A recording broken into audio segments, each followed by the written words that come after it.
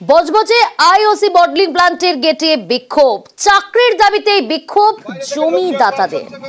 জমিদাতাদের অভিযোগ 25 বছর ধরে কারখানা চললেও চাকরি জোটেনি, অর্থাৎ চাকরির দাবিতে বিক্ষোভ জমিদাতাদের। সমীর রয়েছে আমার সঙ্গে। সমীর, কারখানা কর্তৃপক্ষের কি প্রতিক্রিয়া এ বিষয়ে? কারখানার কর্তৃপক্ষ এখনো কোনো প্রতিক্রিয়া পাওয়া যায়নি। দক্ষিণ চব্বিশ পরগনার বজবজে জমি মালিকদের চাকরির দাবিতে বিক্ষোভ দেখায় এবং ডেপুটেশন দেয়।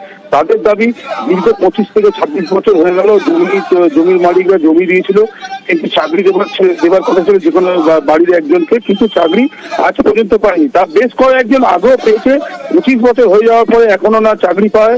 307 জন এই জমি দিয়েছিল, 307 জনের মধ্যে 300 জন, বেশ কিছুজন চাকরি পেয়েছে, আর বাদ বাকি চাকরি পায়নি।